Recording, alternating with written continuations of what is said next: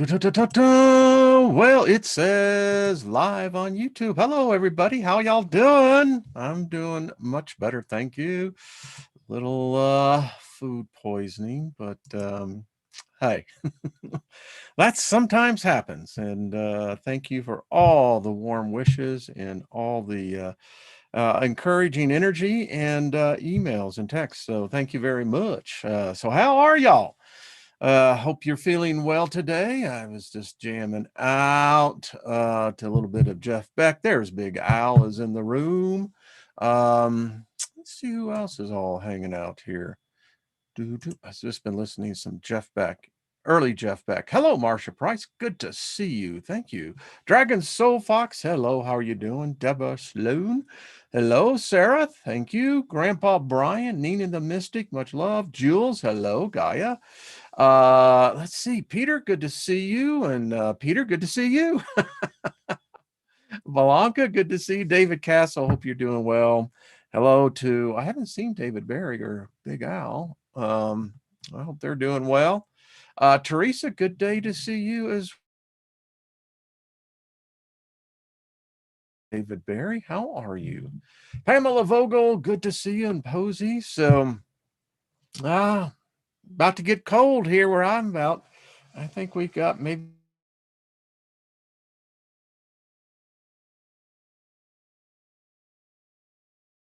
he's up. Hello, Johnny Juke. How you doing? Joel, good to see you. Mr. Smith. Well, good to see you as well. So I hope you had a great Saturday and Sunday, and world is, yeah, it's going crazy, but hey, it's the ride, man. It's the ride. We're all in it. We signed up for it, and so we're here. So we might as well. And the spirits are about, yeah. So, interesting emails I got. I didn't even get near a computer for a good day or so, and I really, I was quite favorably impressed with the way people are taking the material we're going to be reading today about vampires. I think we'll probably get into some of more truths about I am David. I am Susie Q. How are you? David, I'm feeling much better. Thank you. Wendy Johnson. Hello. Z. Ron Weiss, good to see you. We're going to get into Black Mass and the knowledge here, whether whoever wrote it, it's questionable what is and what isn't. We live in such a false abbreviated reality. It really is. And I say abbreviated because I don't know. I think the more that this galactic chic gets here, we're in it. I mean, it's here. But as the intensity continues to increase, yeah. And I think it's what, November 2nd, the asteroid. It's interesting. They say, as opposed where it will skip off, they're saying that this thing may hit Earth. I don't know. I mean, big as the Chrysler building. Okay. But this is a big planet. This is a really big planet. So I wouldn't worry about it. So, but again, the emails have been very favorable. A lot of people are seeing the logic, and I think a lot of this is just common sense, even more than logic. But logic and common sense seem to go hand in hand. And yeah, I've enjoyed it. Again, youth being what it is. I mean, that book first came into my possession, 1971. Yeah. And then it reintroduced itself about I think it was 1989, and here we are now.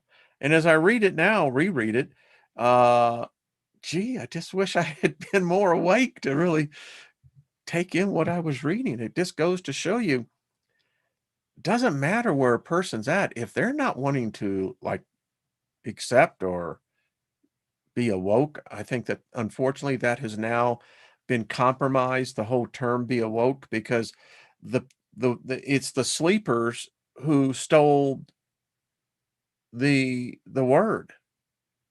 They're not awoke.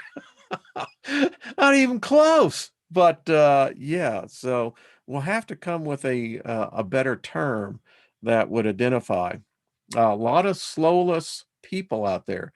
I read an interesting book. You know, this whole construct of humans who actually have um, spirits. Soulless, soul is very ambiguous as to how you want to define it. Whatever your nomenclature is, it can become very muted as the impact. But there is those bodies, humans that are walking around here. They're among the living. They're among the living dead, and they ain't none of them. They really are, and there's more of them. And apparently, again, we're all not from the same creator.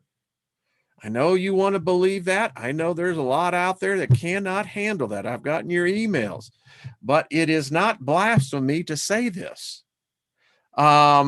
It's all in your holy books. You're too blind to read what they're telling you. But we're all not the same. And to give validation of that out of the religion that I came out of, you know, it was a stumbling block for me decades ago when I could never figure out how come Cain wasn't of the Adamite bloodline. I mean, if there were only two here, well, how the hell do you get a third who's not connected to one or two? And of course, if you've read the mythology of the myth, you know, Cain gets banned and goes and lives with the people of the hills. Well, obviously they got screwed. They were in no garden, you know. Garden? What garden? We're out here, you know, having to fend every day. Y'all had a garden? You had a what? So you know, it's right there. So when we read something like the Satanic Bible, you know, folks, I hope you all realize there is no Satan. Never was. There's no Lucifer. Never was. In fact, there really is no God. All gods are man created. That's why they want to be gods. They can't create, we can. It's the amazing thing about it. And again, as I answered into one young lady's email, as I told her, and you know, she was respectful, but as I told her, you know, when you just tell me you have faith and that's all you need, you're a fool. I'm just telling you. Blind faith will kill you. Verify, verify, verify, verify. You have to. I mean, if you believe the modern day religions, we're all going to be held accountable for what we've done. Who's going to hold us accountable? No one is eligible or perfect enough to judge me. No one. No God, no devil, no anyone. And again, all gods are made from up here. No God has manifested before the entire human race, ever. None. And now, if you're going to be the big shot wearing the big boy breeches, well, it seems like you'd be able to pull that off, wouldn't it? You could manifest to every human being on the planet. Ain't never happened. Why? As I wrote to one person, because they're ET. Uh, I love it. Got the election vibe going in here as well. Allegories, yes, yes. But the fact is, we know something screwed up. I meditate on it. I had a lot of time to meditate. You know, when I'm healing my body, you meditate. And I am convinced for myself, I don't know about the rest of the world, on every other spirit that's here and every other whatever it is, whatever the package is on the inside. I've come and experienced this domain. I mean, it's a strange realm, this realm. It's contradictory in its very foundation. It's illusionary in its full impact. This realm lives in this bipolar disorder. Everything that exists has to have the opposite. Otherwise, this realm doesn't exist. There are realms where we know that neither space nor time exist. There are realms where neither positive nor negative exist.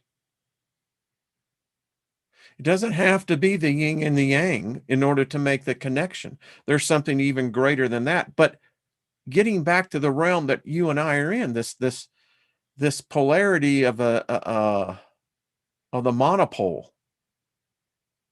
And if you know what monopoles are, then you understand how this is connected. And it's strange. We come into this realm because we are the gods. There are no other gods. That's why there's none that show up. We elevate those among ourselves to the title of deity. Never before in modern man's history have we seen what we've seen in the last 100 years. In times past, gatherings were pretty small by today's standards. And when you think about where you could put a rock concert and bring 500,000 and then pull a concert that where it's broadcast all over the world and you pull in nearly 2.5 billion people at one time, wow, that's some serious energy, some serious feeding time. And today we're going to get into vampires because they're in this realm. They do walk in bodies like these, what I call the walking dead, the soulless dead. And without any more ado, because I love talking. Hi, hello, Suzanne. How you doing? Let's get right into it. Cheers, everybody. Oh, I love that tea. All right, we're off. I'm really looking forward to this reading. Not all vampires suck blood. Satanism represents responsibility to the responsible instead of concern for the psychic vampires. Many people who walk the earth practice the fine art of making others feel responsible and even indebted to them without cause. Satanism observes these leeches in their true light. Psychic vampires are individuals who drain others of their vital energy. This type of person can be found in all avenues of society. They fill no useful purpose in our lives and are neither love objects nor true friends. Yet we feel responsible to the psychic vampire without knowing why. If you think that you may be the victim of such a person, there are a few simple rules which will help you to form a decision. Is there a person you often call or visit, even though you really don't want to, because you know you will feel guilty if you don't? Or do you find yourself constantly doing favors for one who doesn't come forward and ask, but hints? Often the psychic vampire will use reverse psychology saying, "Oh, I couldn't ask you to do that."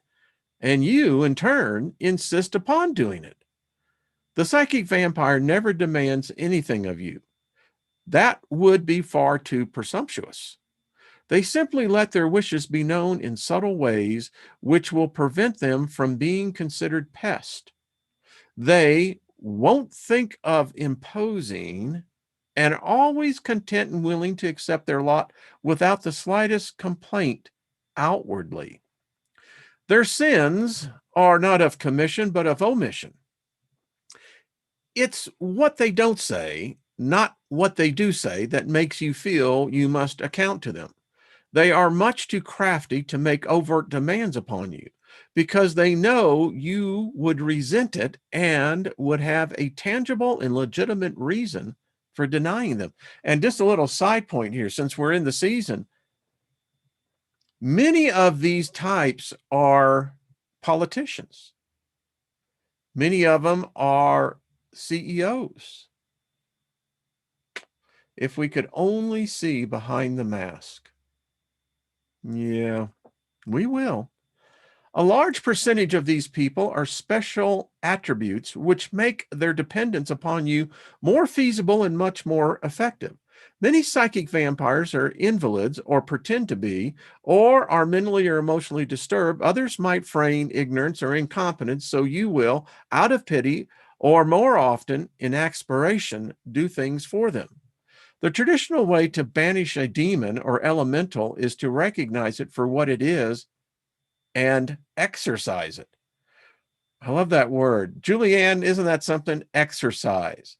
Exercise for the muscle, exercise for the spirits.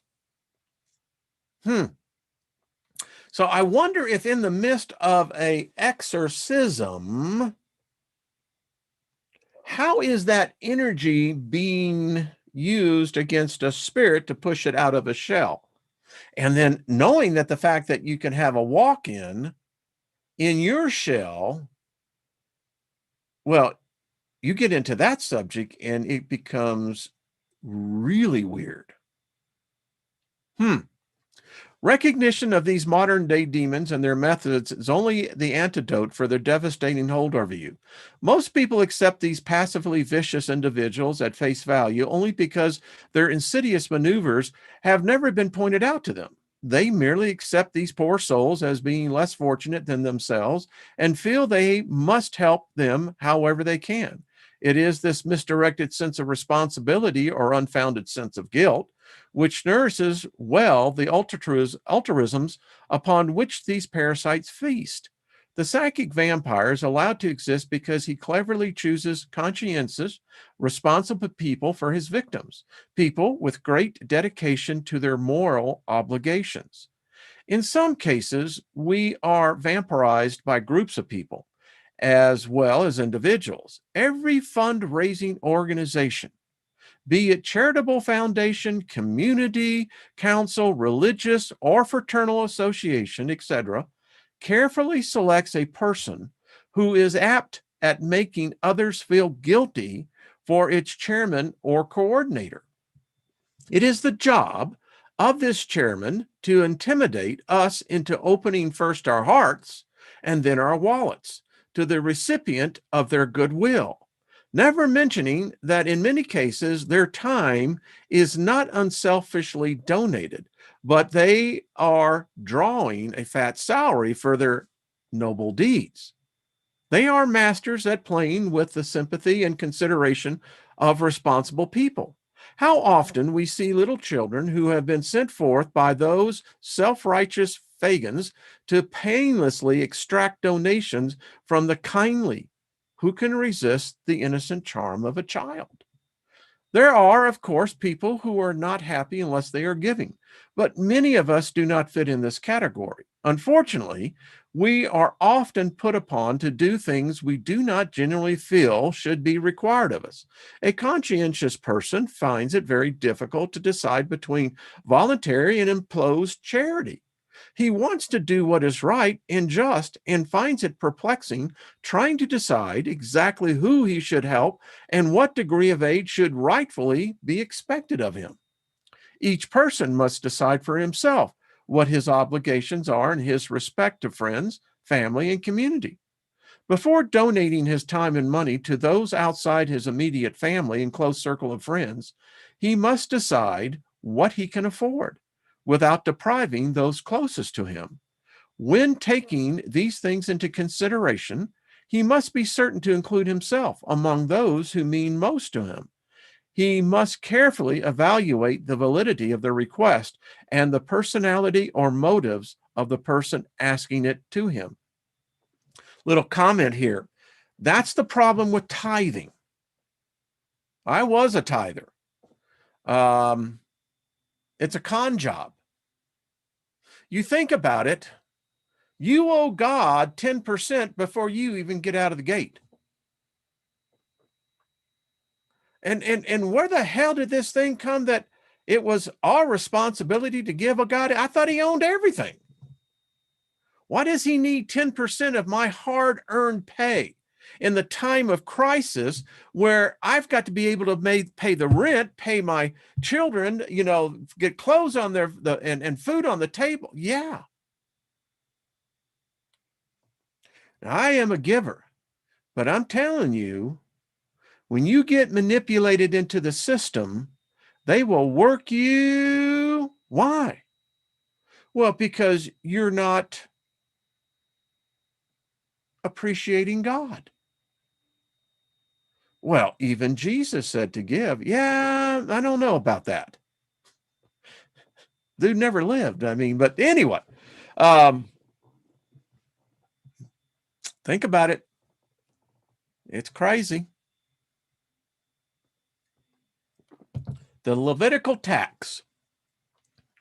It's amazing how many want to deny their existence of where their deity comes from. But boy, where it comes to the money, well, we'll use that just fine over here. Thank you very much. And God bless you. Yeah. Anyway, now it's a good thing to give. There is a blessing to it. There is a return factor to it. But when it's out of coercion, when you're paying off your guilt, it redeems to you zero. You can tithe all your freaking life, but if you're doing it in fear and guilt to buy your way, you might as well just piss it out the back door, because that's about as good as you're going to get. It's extremely difficult for a person to learn to say no when all his life he has said yes. But unless he wants to be constantly taken advantage of, he must learn to say no when circumstances justify doing so. If you allow them, psychic vampires will gradually infiltrate your everyday life until you have no privacy left. Hello, Google. Hey, Facebook. What y'all doing? And your constant feeling of concern for them will deplete you of all ambition. A psychic vampire will always select a person who is relatively content and satisfied with his life, a person who is happily married, pleased with his job, and generally well adjusted to the world around them, and to feed upon. The very fact that the psychic vampire chooses the victim to victimize a happy person shows that he is lacking all the things his victim has. He will do everything he can to stir up trouble and disharmony between his victim and those people he holds dear.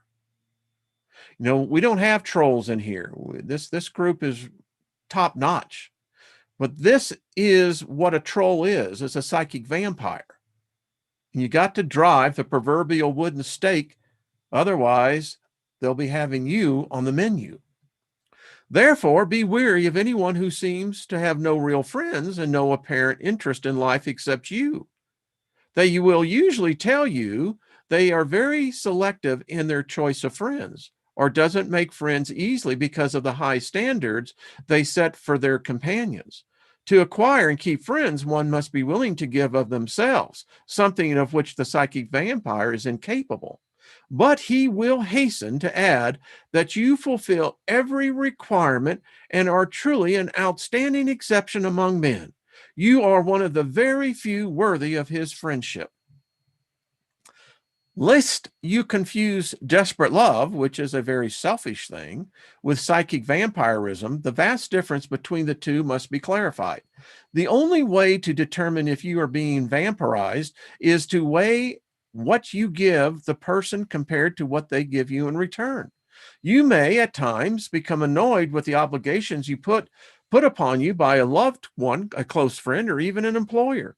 But before you label them psychic vampires, you must ask yourself, what am I getting in return? If your spouse or lover insists that you call them frequently, but you also require them to account to you for the time spent away from you, you must realize this is a give and take situation.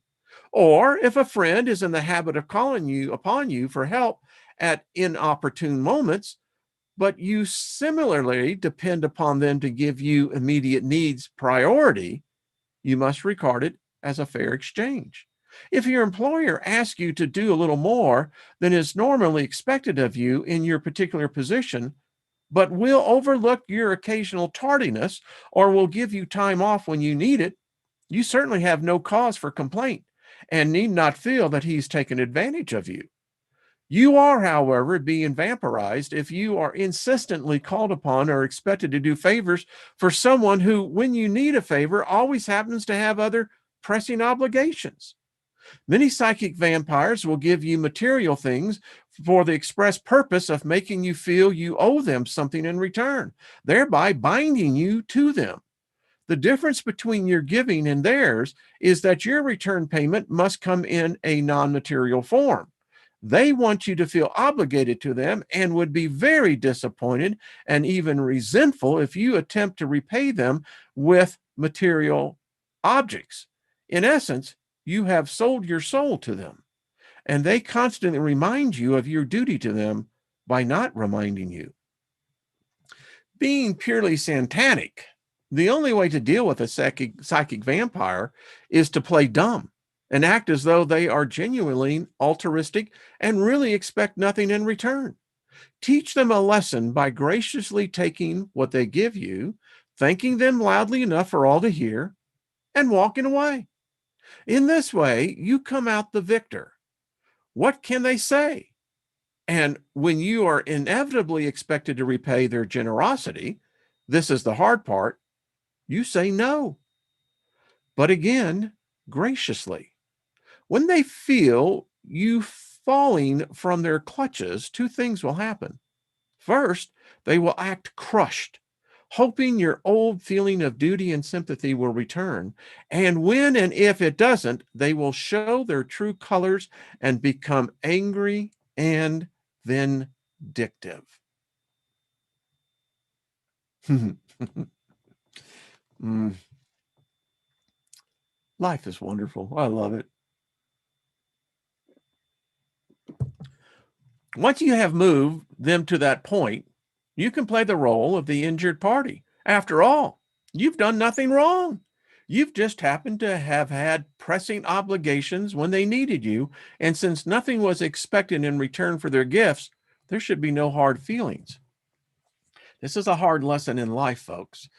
And if you're in the business world and what have you, you find out how many psychic vampires are out there. There's a lot. Generally, the psychic vampire will realize his methods have been discovered and will not press the issue. He will not continue to waste his time with you, but will move on to their next unsuspecting victim. There are times, however, when the psychic vampire will not release his hold so easily and will do everything possible to torment you. They have plenty of time for this because when once rejected, they will neglect all else, what little else they have, that is, to devote their every waking moment to planning the revenge to which they feel they are entitled. For this reason, it is best to avoid a relationship with this kind of person in the first place. Their adulation and dependence upon you at first may be very flattering, and their material gifts very attractive, but you will eventually find yourself paying for them many times over. Don't waste your time with people who will ultimately destroy you, but concentrate instead on those who will appreciate your responsibility to them and likewise feel responsible to you. And if you are a psychic vampire, take heed. Beware of the Satanists. They are ready and willing to gleefully drive the proverbial stake through your heart. Indulgence, not compulsion. The highest plateau of human development is the awareness of the flesh. And folks, let me tell you, because I had this preached into me from the Pentecostal, all the way through. We're here to enjoy the flesh in every decadent way possible. Don't you die and look back and regret that you didn't have the time of your life. There's no sin. And let me remind all those who sent me the emails, I'll quote your Bible to you. The Apostle Paul said, all things are permissible. All things. Now, he followed the caveat on that. It's just that all things are profitable to you. Isn't it weird that he says all things are allowable, but he uses the word profit to yourself? Doesn't seem much different than what we're reading here, does it? Oh, you're going to go hell. There isn't a place called hell. And if I got there, it would be a groovy place within a very short period of time. Anyway, Satanism encourages his followers to indulge in their natural desires. Only by doing so can you be completely satisfied person with no frustrations which can be harmful to yourself and others around you. Therefore, the most simplified description of the satanic belief is this: indulgence instead of abstinence. People often mistake compulsion for indulgence, but there is a world of difference between the two. A compulsion is never created by indulging, but by not being able to indulge. By making something taboo, it only serves to intensify the desire. Everyone likes to do the things they have been told not to. Forbidden fruits are the sweetest. Oh, yeah.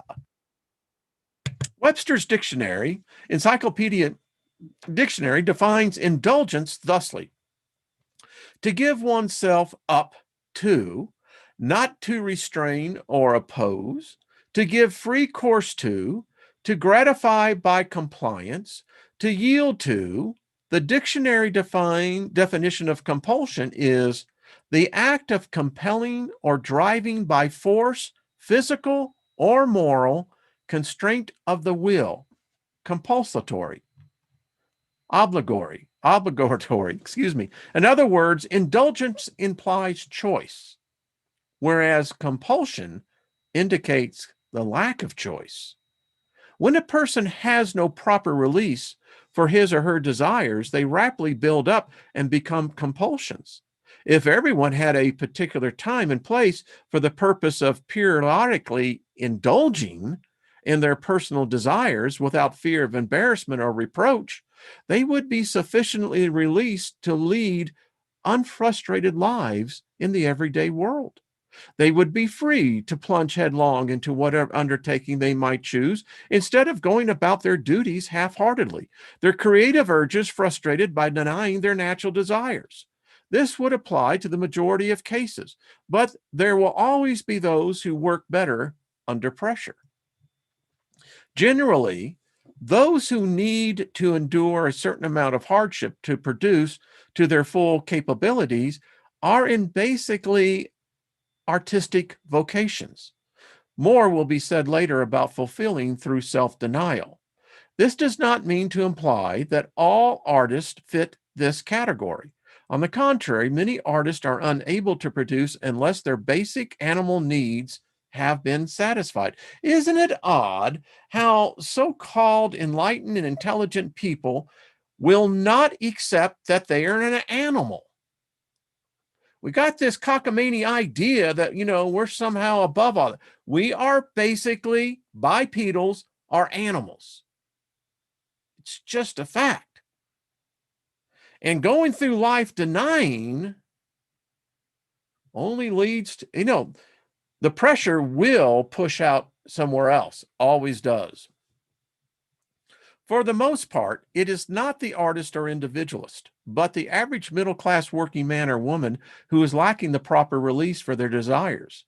It is ironic that the responsible, respectable person, the one who pays society's bills, should be the one given the least in return. It is he who must be ever conscious of his moral obligations and who is condemned for normal indulging of his natural desires. I'll just say in this commentary, no, I'll wait for later. Discretion is better than valor. The satanic religion considers this a gross injustice. He who upholds his responsibilities should be most entitled to the pleasures of his choice without censor from the society he serves. You know, folks, the thing about it, whatever your background is, isn't it odd how we allow a king, a prince, to indulge in their desires, but yet the peons, the pissants, the subjects are always denied? There's a revolution coming. All right. Finally, a religion, Satanism, has been formed which commands and rewards those who support the society in which they live, instead of denouncing them for their human needs. From every set of principles, be it religious, political, or philosophical, some good can be extracted. Amidst the madness of the Hitlerian concept, one point stands out as a shining example of this: strength through joy. Hitler was no fool when he offered the German people happiness on a personal level to ensure their loyalty to him and peak efficiency from them. We'll get into this sometime. This is something most people don't. They wrote the history and excluded this. There was a great deal of magic going on, folks. Many of the youth camps of the young Nazis were not only what you would call a health spa, a health retreat, and remember, these are at the essence of life, that 16 through about 22, 23. And they were there for sex. They were taught sex. Yeah. Okay. It has been clearly established by the majority of an illnesses are of a psychosomatic nature. And that psychosomatic illness are a direct result of frustration. It has been said that the good die young. The good, by Christian standards, do die young. It is the frustration of our natural instincts which leads to the deterioration of our minds and bodies. It has become very fashionable to concentrate on the betterment of the mind and spirit, and to consider giving pleasure to one's body, the very shell without which the mind and spirit could not exist, to be coarse, crude, and unrefined. As of late, most people who deem themselves emancipated have left normalcy only to transcend into idiocy. By way of bending their behinds around to meet their navels, subsisting on wild and exotic diets like brown rice and tea, they feel they will arrive at a great state of spiritual development. Hogwash, says the Satanist. He would rather eat a good hearty meal, exercise his imagination, and transcend by means of physical and emotional fulfillment. It seems to the Satanists that after being harnessed with unreasonable religious demands for so many centuries, one would welcome the chance to be human for once. If anyone thinks that by denying his natural desires he can avoid mediocrity, he should examine the Eastern mystical beliefs which have been in great intellectual favor of recent years. Christianity is old hat, so those who wish to escape its fetters have turned to so-called enlightened religions, such as Buddhism. Although Christianity is certainly deserving of the criticism it has received, perhaps it has been taking more than its share of the blame. The followers of the mystic beliefs are every bit as guilty as the little humanisms as the misguided Christians. Both religions are based on trite philosophies, but the mystical religionist professes to be enlightened and emancipated from the guilt-ridden dogma which is typified by Christianity. However, The Eastern mystic is even more preoccupied than the Christian with avoiding animalistic actions and that remind him that he is not a saint, but merely a man. Only another form of animal, sometimes better, more often worse, than those who walk on all fours, and who, because of his divine spiritual and intellectual development, has become the most vicious animal of all. You know, animals don't have wars, concentration camps, jails, prisons. Who's really the animal here? I seem to see all animals other than humans able to live with nature in harmony, in unison. Not here. The Satanists ask, what is wrong with being human? Can I ask you that? This is an enlightened audience. What the hell is wrong being a human being? Why is it always so goddamn wrong to have what animals have? Emotions.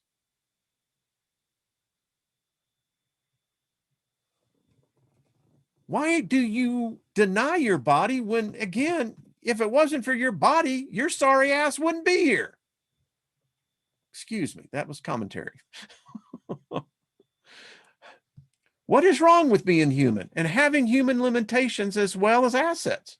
But denying his desires, the mystic has come no closer to overcoming compulsion than his kindred soul, the Christian. The Eastern mystical beliefs have taught people to contemplate their navels, stand on their heads, stare at blank walls, and avoid the use of labels in life, and discipline themselves against any desire for materialistic pleasure. Nevertheless, I am sure you have seen just as many so-called disciplined yogis with the inability to control their smoking habit as anyone else. Or just as many supposedly emancipated Buddhists become just as excited as a lesser aware person when they are confronted with a member of the opposite sex, or the same, in some cases, the same sex. Yet, when asked to explain the reason for their hypocrisy, these people retreat into the ambiguousness which characterizes their faith. No one can pin them down if there is no straight answers that can be given. The simple fact of the matter is that the very thing which has led this type of person to a faith which preaches abstinence and is indulgence. Do you hear that?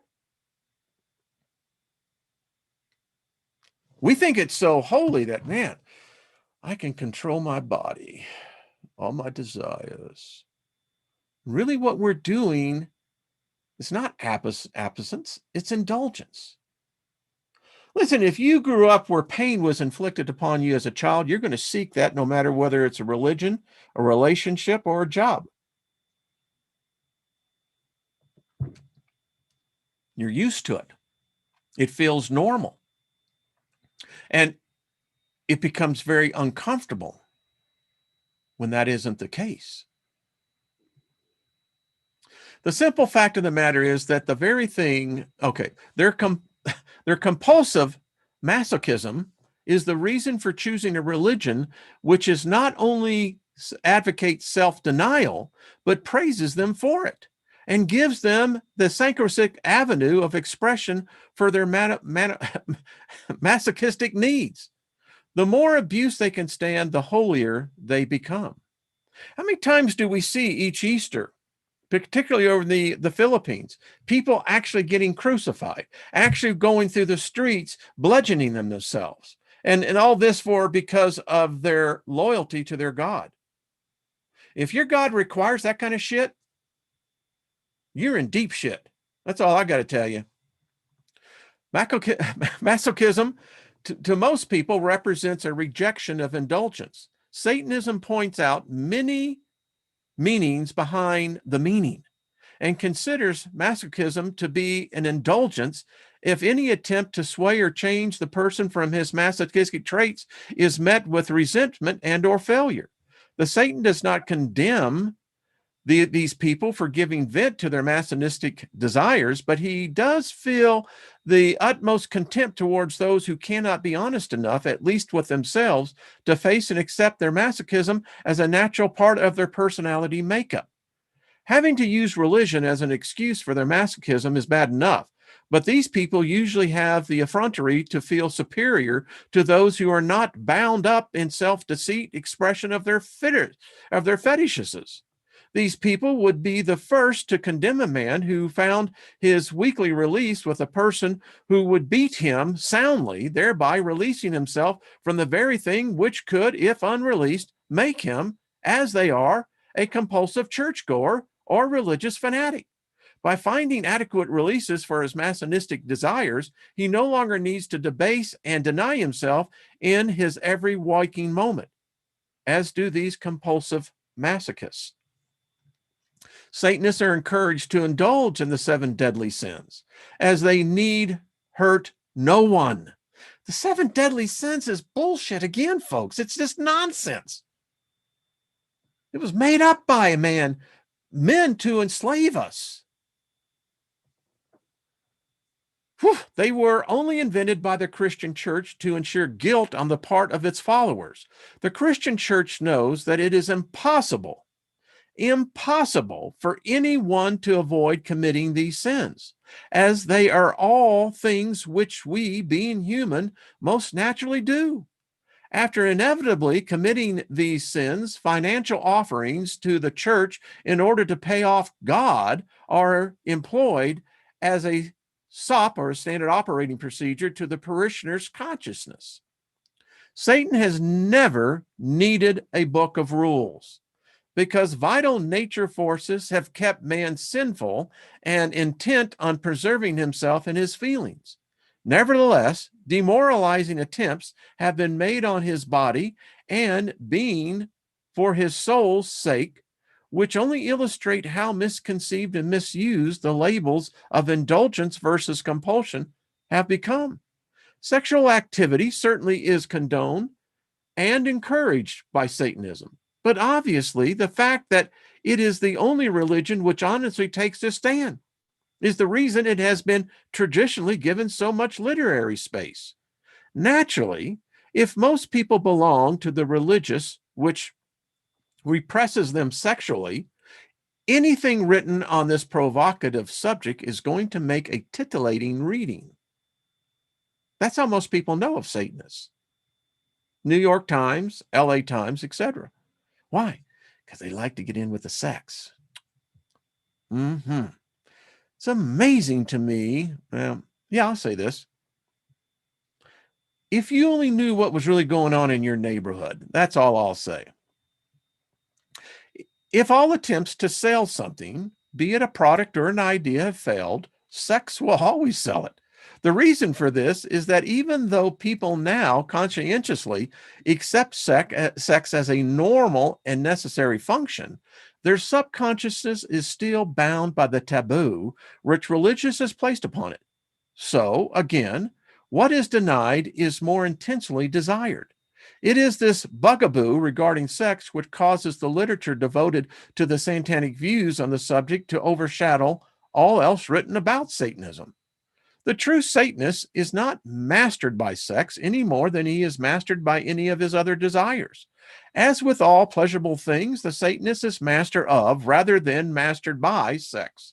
He is not the perverted fiend who is just waiting for the opportunity to flower every young virgin, nor is he the sulking degenerate who figuratively hangs around in the dirty bookstores, salivating over the nasty pictures. If pornography fills his needs for the moment, he unashamedly buys some choice items and guiltlessly pursues them at his leisure. How many of you married couples or couples together have you gone to a sex store, bought sex toys? Why is it so taboo? Huh? Most women I know have a dildo. I mean, it's so freaking natural. But when you speak it out in public like this, you begin to see how much repression you really are under. We have to accept the fact that man has become disgruntled at being constantly repressed, but we must do everything we can to at least temper the sinful desires of man, lest they run rampant in this new age, say the religionists of the right-hand path to the questioning Satanists.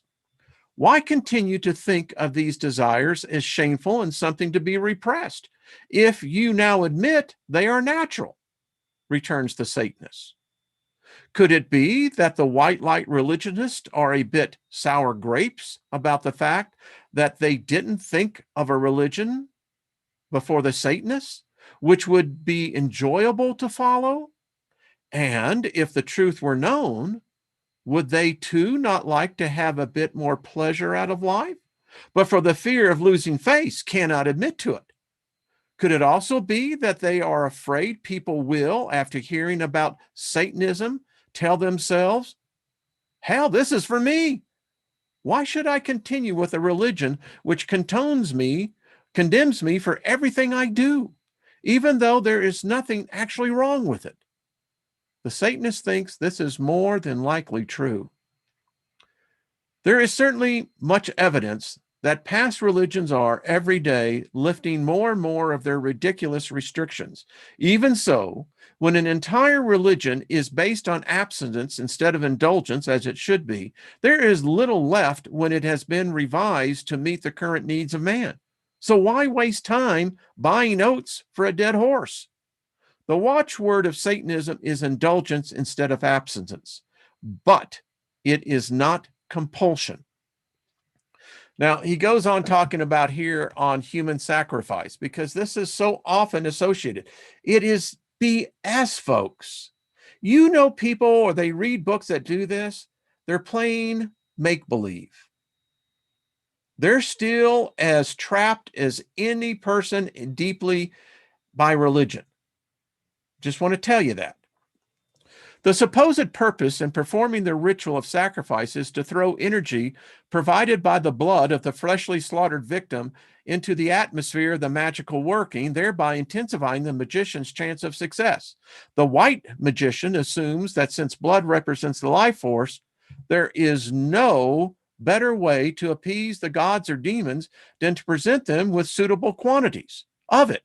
Combine this rationale with the fact that a dying creature is expending an overabundance of adrenal and other biochemical energies, and you have what appears to be an unbeatable combination. The white magician, weary of consequences involving in the killing of a human being, naturally utilizes birds or other lower creatures in his ceremonies. It seems these sanctimonious wretches feel no guilt in taking of a non-human life as opposed to a human's. The fact of the matter is that if the magician is worthy of his name, he will be uninhibited enough to release the necessary forces from his own body instead from an unwilling and undeserving victim. Did you get that? From your own body. Contrary to all established magical theory, the release of this force is not affected in the actual spilling of blood, but in the death throes of the living creature. This discharge of bioelectrical energy is the very same phenomenon which occurs during any profound heightening of the emotions, such as sexual orgasm, blind anger, mortal terror, consuming grief, etc. Of these emotions, the easiest entered into of one's own volition are sexual orgasms and anger, with grief running a close third. Remembering that the two most readily available of these three, sexual orgasm and anger, have been burned into man's unconscious as sinful by religionists. It is small wonder they are shunned by the white magician who plods along carrying the greatest of all millstones of guilt. The uninhibited and asinine absurdity in the need to kill an innocent living creature at the high point of a ritual as practiced by erstwhile wizards is obviously their lesser of the evils when a discharge of energy is called for.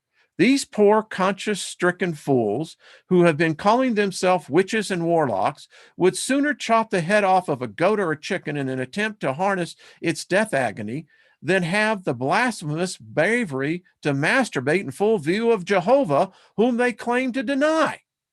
The only way these mystical cowards can ritualistically release themselves is through agony of another's death, actually their own by proxy, rather than the indulgent force which produces life. The traitors of the path of white light are truly the cold and dead. No wonder these tittering pustules of mystical wisdom must stand within protective circles to bind the evil forces in order to keep themselves safe from attack. One good orgasm would probably kill them. They get right down in your face in this. I know it.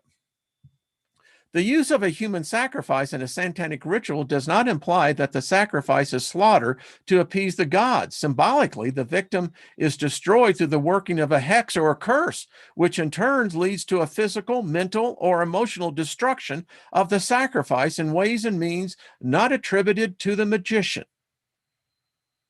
When you see these people in a circle and doing all this stuff, they're amateurs. They're just rank amateurs. Most powerful magic is yours. If you can master your own personal magic, you're so far ahead. The only time a Satanist would perform a human sacrifice would be if it were to serve a twofold purpose, that being to release a magician's wrath and the throwing of a curse, and more important, to dispose of a totally obnoxious and deserving individual. Kidding. Under no circumstances would a Satanist sacrifice any animal or baby. For centuries, propagandists of the right-hand path have been prattling over the supposed sacrifices of small children and voluptuous maidens at the hands of diabolists. It would be thought that anyone reading or hearing of these heinous accounts would immediately question their authenticity, taking into consideration the biased sources of the stories. On the contrary, as with all holy lies, which are accepted without reservation, this assumed modus operandi of the Satanists persists to this day. There are sound and logical reasons why Satanists could not perform such sacrifices. Man, the animal, is the Godhead to the Satanists. The purest form of carnal existence reposes in the bodies of animals and human children who have not grown old enough to deny themselves their natural desires. They can perceive things that the average adult human can never hope to. Therefore, the Satanist holds these beings in sacred regard, knowing he can learn much from these natural magicians of the world. The Satanist is aware of the universal custom of the treader of the path of Argathai, the killing of the god. Inasmuch as gods are always created in man's own image, and the average man hates what he sees in himself, the inevitable must occur, the sacrifice of the god who represents himself. The Satanist does not hate himself, nor the gods he might choose, and has no desire to destroy himself or anything for which he stands. It is for this reason he could never willfully harm an animal or a child. We'll stop right there, pick this up on Wednesday. You know, this is the thing that gets me. We have these discussions and we're reading this book, a controversial book. That's ridiculous. That's just ignorance talking. And again, here we just read what Satan says. You're into sacrifices, you're a fool. You're only sacrificing yourself. But yet, I can show you in the Old Testament, the children of Israel, when they worship Moloch, and what Jehovah did himself in killing children. The only deity I know of that sacrifices babies is the Christian God. It's just a fact. And you can dispute that and it may revile you, but you know what? I didn't write the Old Testament. And you can see how over the centuries, the millennia, that what this mind struck actually does is what they accuse the innocent of doing. And we have all played into that hand. And I hope that you're learning something. We're going to finish the whole book. May be the only place that you can actually come in and digest part by part. But the fact is, when I read these things, you see, I never saw Yahweh say that, never saw Jehovah say that. And the Lord, Jesus Christ. This is, listen, folks, we live in an inverted reality. And some people want to reserve, well, religion has nothing to do with that. It has everything to do with it.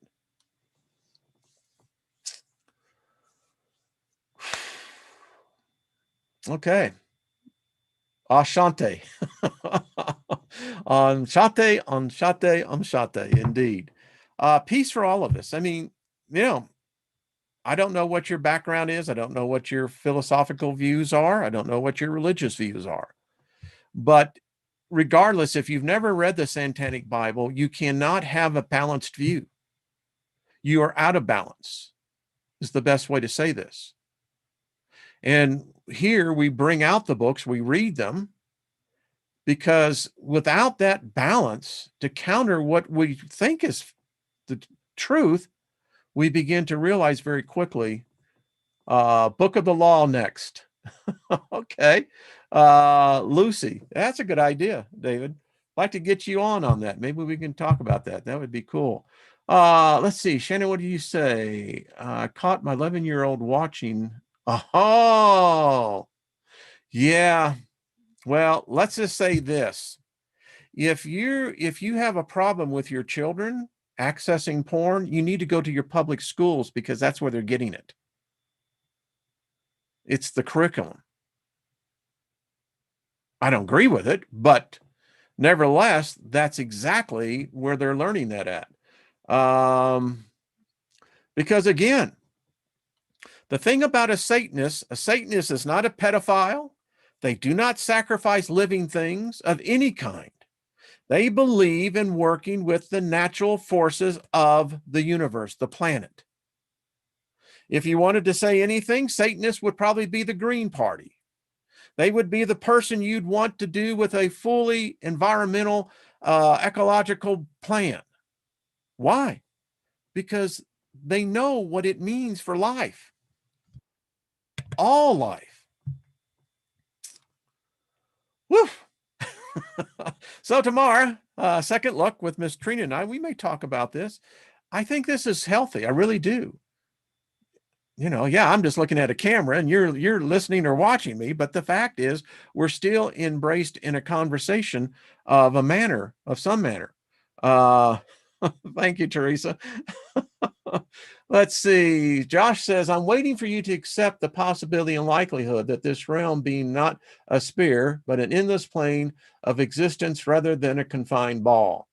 It's all inverted. Well, the problem I have with that is that I know pilots.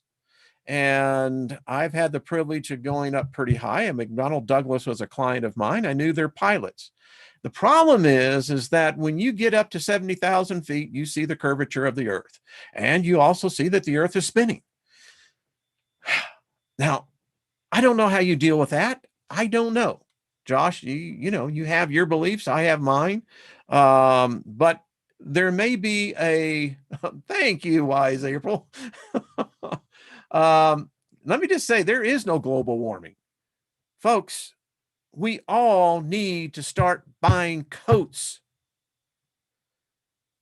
I'm going to try to get Dwayne back on from Adapt 2030. Folks, it's here. It's here. That Beaufort-Geier release, you can throw your global warming right out the window. And the fact is that our temperatures today, compared to the Holocene period, we are so much below this. There is no global warming. Climate change? Oh, yeah. Global warming? No. No, no, no. The oceans are becoming less in their salinity. When you start having fresh water that has been stored up now for the last 7 years in the Beaufort-Geier, which should be released each year, when it does, it's going to be a bad day for us, folks. It's going to be a very bad day. I'm just telling you. Listen, the global warming crap, that's just a UN psych job. They want money. It shows you that they ain't got no soul. The UN, they ain't got no soul. All right, folks, I went over and I apologize, but hey, we got to have a laugh. And I hope you're enjoying this. Listen, my wife and I talk about this, what's written in this book. And, it's like she said, well, we're not becoming Satanists. And, we laugh amongst each other, but we also are mature enough that a lot of what's being said here is just common sense. And we came out of the indoctrination. We came out from under the God spell. It makes me probably as qualified as anyone to sit in this chair and talk about this. Plus, I was performing these rites before many of you were even born. Yeah, I did. Yes. 17, I did some of my own rituals with this book. So, and I guess maybe that's why I'm not so into rituals anymore. But anyway, all right, folks, thank you. Thank you for tuning in, and I'll see you tomorrow. Y'all are the best. Bosto to you. May favor grace you. I forgot to say that in the opening.